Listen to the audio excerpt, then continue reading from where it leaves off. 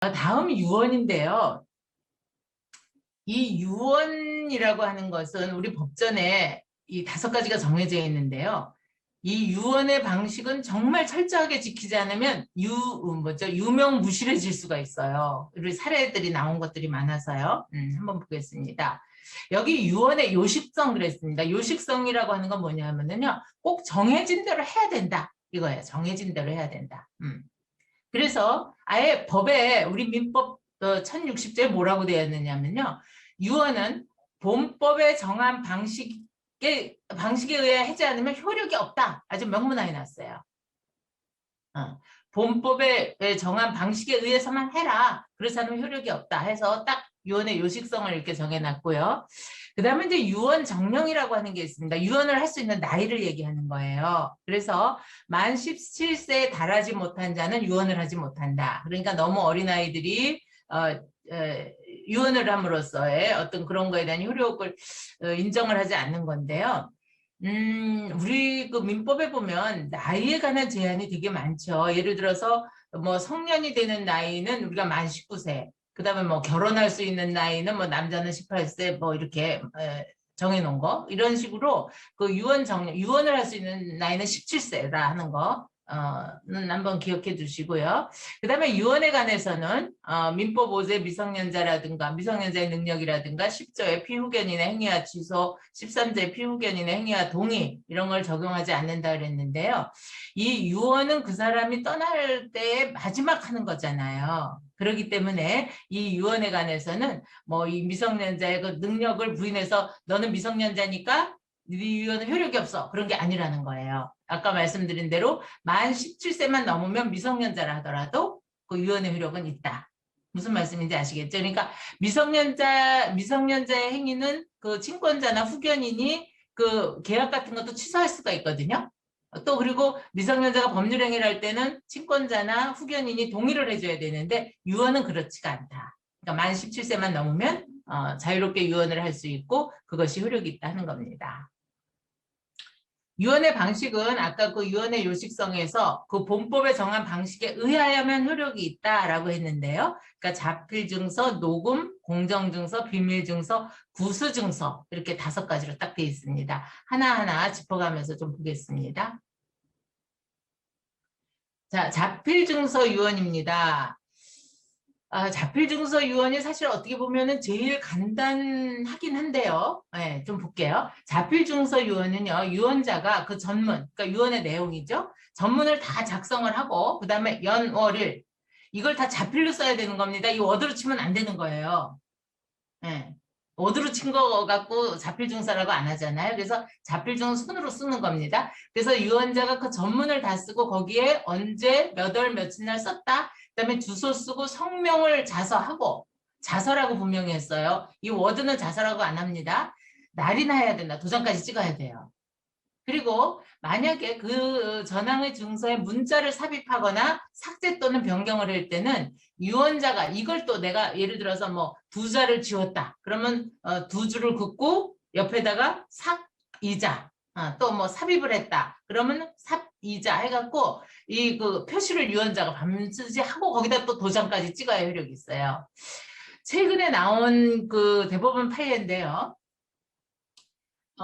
그 돌아가시는 분이 자필 증서로 유언을 했어요. 여기 있는 거 아까 여기 유언자가 그 전문도 다 직접 쓰셨고 연월일도 있고 주소도 있고 성명도 있고 날짜까지 다 했어요.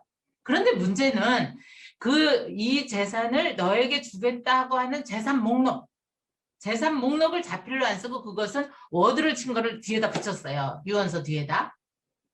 효력이 있을까요? 없을까요? 다 끄셨기 때문에 말씀을 못 하시죠.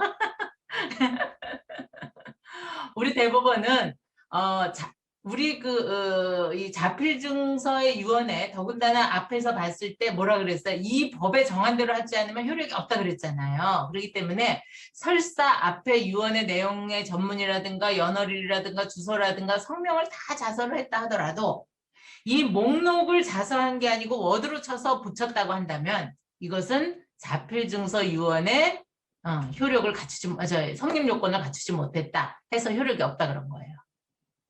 네. 그러나 이제 우리가 어떻게 생각하면 아 그거는 그냥 목록인데 라고 하지만 그것까지 다 손으로 적어야만 효력이 있다 하는 거죠. 자, 두 번째 이제 녹음 유언입니다. 녹음에 의한 유언은 유언자가 유언하는 사람이 유언의 취지, 그 성명, 연어리를 다 구술을 하고 그것을 참여한 사람이 그러니까 이걸 녹음을 해야 되겠죠. 그다음에 그걸 참여한 증인이 이거는 정확하게 한 거다 하는 유언의 정확성, 그 성명, 그러니까 그 참여한 증인의 성명을 구술해야 된다 해서 이 녹음 유언이 어떻게 보면은 이제 이 자서 이 하들 뭐죠 그 기운도 없는 분들 또 혹은 뭐 글씨를 잘 못 쓰는 분들에게는 요금 녹음 유언이 더 편하긴 한데 이 절차를 꼭 밟아야 돼요. 유언자가 유언의 취지, 내 이름은 누구고 몇 년 몇 월 며칠 날 이걸 얘기하는 거고 그다음에 참여한 사람이 아 이것은 이거 유언하시는 분이 이렇게 정확하게 다 한 거다. 유언의 내용은 뭐다. 그다음에 그 참여한 증인의 성명 이거를 구술해서 이것까지 딱 녹음이 돼 있어야 돼요. 네. 제일 정확한 거는 공정증서에 의한 유언이죠. 요즘 공정증서에 의한 유언을 하겠다고 찾아오시는 분들이 많이 있어요. 그런데 이제 공정증서에 의한 유언은 일단 좀 보겠습니다. 공정증서에 의한 유언은 유언자가 증인 2명이 참여한 공증인의 면전에서 그러니까 어떤 분들이 이제 저한테 공증도 하죠. 그런데 저희 사무실은 공증은 안 해요. 공증하는 법률사무소가 따로 있습니다. 그래서 그 공증인의 면전 앞에서 의원의 취지를 이렇게 입으로 얘기를 하고 구수하고 공증인이 이거를 필기 낭독해야 돼요. 그런데 공증인이 필기 낭독하는 건 꼭 자서는 아니어도 돼요. 이때는 워드를 쳐도 돼요. 공증인이 하는 거라. 그래서 필기 낭독해서 유언자와 그 증인이 그 정확함을 승인하면 각자 서명 또는 기명 날인해야 한다 그랬는데요. 대개는 이제 그 공증사무실에 가기 전에 이제 저희 사무실에 들려서 공정증서 유언을 하게 도와달라고 하시는 분들은 공정증서 그 사무실에 가면은 변호사는 와서 도장만 찍거든요. 실제 직원들이 그걸 다 처리를 하다 보니 실질적으로 그 유언을 하려고 하는 사람 또 그 유증을 받는 사람이 정확하게 의사표시가 안 될 때가 있어요. 그래서 그거를 변호사 면전에서 그걸 확인을 한 다음에 이제 갖고 가려고들 이제 들리시는 거죠. 그래서 공정주서 유언이 제일 정확하긴 하다는 거. 세 번째 이제 비밀증서예요. 이 비밀증서는 그야말로 비밀이에요. 네. 아무도 못 보게 하는 겁니다. 그래서 비밀증서의 유언은 유언자가 유언하는 필자의 성명을 기입한 증서를 엄복 날인해야 딱 봉해 놓는 겁니다. 아무도 못 보게. 그리고 나서 이거를 2사람 이상의 증인의 면전에서 제출해서 이건 내 유언이다. 한 유언서를 임을 표시하고 그 봉서 표면에 제출한 연월일. 그러니까 왜 우리가 이렇게 그 봉투에 이렇게 테이핑하고 그 위에다 글씨 쓰잖아요. 이걸 띄면은 만약 띈 그 훼손의 흔적이 나타날 수 있게 그래서 딱 봉한 다음에 그 위에다 연월일을 기재하고 유언자와 증인이 또 거기다 서명 또는 기명 날인을 해야 돼요. 네. 그 다음에 이렇게 전항을 근데 이제 문제는 이제 이렇게 유언 봉서를 했는데 그 표면에 기재된 날로부터 이거는 반드시 어떻게 해야 되냐면요. 5일 이내 이렇게 그 비밀 증서에 의한 유언 봉서는 그 표면에 기재된 아까 요 위에서 연월일 기재해야 된다 그랬잖아요. 표면에. 그래서 표면에 기재가 된 날로부터 5일 이내 공증인 또는 법원 서기에게 제출해서 그 봉인이 확정일자를 받아야 된다. 우리가 그 확정일자는 제일 익숙하신 게 아마 전세계약 같은 거 할 적에 우리 그 동사무소에 가면 이제 확정일자 받아주잖아요. 그런 거예요. 그러니까 확정일자라고 하는 의미는 변할 수 없는 날짜다 이런 의미예요. 그래서 이 확정일자를 받는 게 우리가 뭐 전세계약서라든가 이런 것은 동사무소에서 해주지만 이 비밀증서에 의한 유언은 공증사무실 혹은 법원에서 받아야 된다 하는 겁니다. 그런데 문제는 이 비밀증서에 의한 유언이요. 좀 엄격하잖아요. 엄복 날인해야 되고 그 면전에서 자기 유언임을 표시하고 봉서 표면에 연월을 기재하고 그러다 보니까 이게 또 빠질 수가 있어요. 무슨 요건이 봉투 같은데 그랬을 때 이 비밀증서가 전환이 될 수 있다는 겁니다.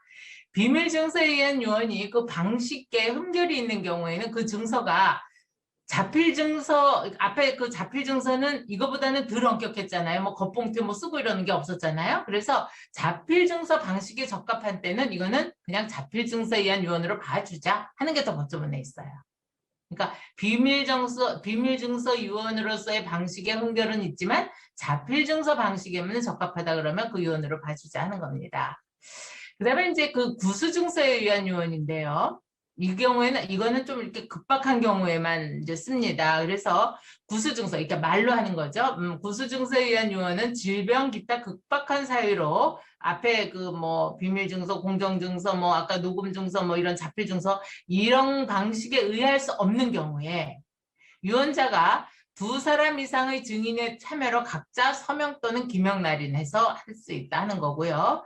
그 다음에 이 방식에 의한 그 구수증서에 의한 그러니까 말로 하는 그 유언은 그 증인 또는 이해관계인이 급박한 사유가 종료한 날로부터 7일 이내에 반드시 검인을 신청을 해야 돼요. 법원에다. 요게 중요합니다. 그래서 7일이 넘어가면 이 구수증서에 의한 유언은 효력이 없어집니다. 검인을 받지 않으면요. 지금 이제 방식들이 각각 5가지 그 증언의 방식도 다른 데다가 엄격하게 하다 보니까 실제로는 유언을 한 그 증서가 돌아가시고 나서 이게 나타나도 그 효력이 이렇게 아까 저기 뭐죠? 뒤에 그 워드로 쳐갖고 붙인 게 자필 증서에 효력이 없는 것처럼 그렇게 그 효력 자체가 부인되는 경우가 종종 있습니다. 자, 유언의 효력 보시겠습니다. 그 효력 발생 시기는요, 유언자가 사망한 때죠. 그쵸? 근데 그 유언 내용이 정지 조건이라고 하는 건 뭐냐면은 어떤 조건이 충족되면 그때부터 발생하는 거. 이걸 정지 조건이라 그래요. 정지 조건의 반대는 해제 조건이에요. 해제 조건은 뭐냐면은 지금부터 효력이 발생하는데 어떠한 조건이 생기면 그때부터 효력이 없어지는 거. 이거를 해제 조건이라고 그럽니다. 유언에 그런데 정지 조건, 그러니까 어떤 조건이 성취되면, 그러니까 예를 들어서 손자가 지금 뭐 이제 우리 그 사법고시는 없어졌지만 있다고 치고 손자가 사법고시에 합격하면 내 건물을 손자에게 주겠다 이렇게 유언을 한 거예요. 그러면 그 손자는 언제 받아요? 자기가 사법고시를 합격해야만 그 할아버지의 유언에 의해서 재산을 상속받을 수 있는 거예요. 무슨 말씀인지 알겠죠? 그러니까 정지 조건이 그런 거예요. 어떠한 조건이 성취되면, 그래서 정지 조건이 있는 경우에는 그 조건이 유언자의 사망 후에 성취한 때는 그 조건 성취한 때로부터 유언의 효력이 있다 그랬어요. 네. 자, 그 다음에 이제 유증의 승인 포기입니다. 그 유증을 받은 사람은요, 유언자가 사망한 후에 언제든지 그 유증을 승인하거나 표기가 아니고 포기입니다. 포기할 수 있습니다. 네. 포기하는 건 내 마음이죠. 그래서 유증의 승인이나 포기는 유언자의 사망한 때 소급해서 그 효력이 있다. 이건 무슨 말씀이냐면요. 돌아가시고 나서 뭐 한 1년쯤 후에 나 그거 포기해 라고 했을 때 그러면은 이건 어떻게 했다? 그 포기의 효력은 사망할 때 소급해서 효력이 있기 때문에 그 안에 만약에 자기가 포기한 재산을 자기가 다 써버렸다. 그러면 어떻게 해요? 그거는 다시 토해내야 되는 거죠. 네. 그래서 그리고 유증의 승인을나 포기는 한 번 하면 그 다음에 취소를 못해요. 생각해보니까 좀 억울한 것 같아. 내가 이걸 괜히 포기했나? 그래서 다시 달라고 할까? 그건 안 된다는 거예요. 네. 그래서 포기하지 못한다는 겁니다. 다음은 유언의 집행 보겠습니다. 유언 증서의 검인 그랬습니다. 이게 굉장히 중요합니다. 이걸 좀 잘 모르는 분들이 있어서 기껏 이제 유언 증서를 갖고 있다가 또 휴지 조각을 만드는 경우도 있는데요.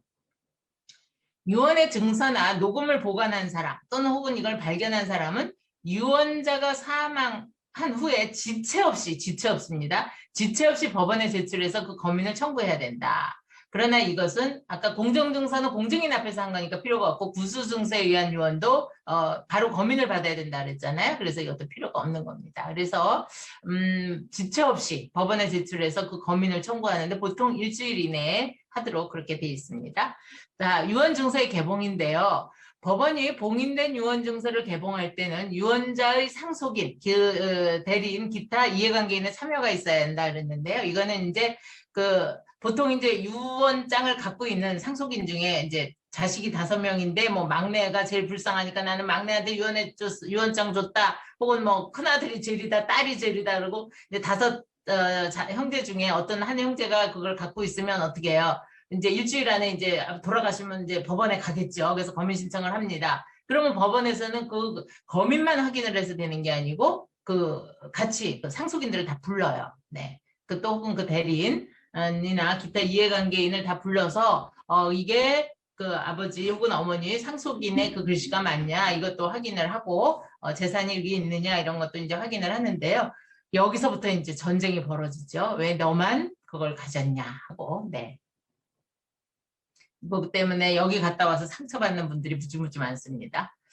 자, 유언 집행자의 지정인데요. 유언자는 유언 집행자, 자기가 내 이 유언을 어떤 변호사에게 집행을 뭐 의뢰를 한다든가 혹은 뭐 내 형한테 이걸 의뢰를 한다든가 해서 그 유언 집행자를 지정할 수 있고 그 지정을 제3자에게 지정하는 것 자체를 제3자에게 위탁할 수도 있다 하는 겁니다.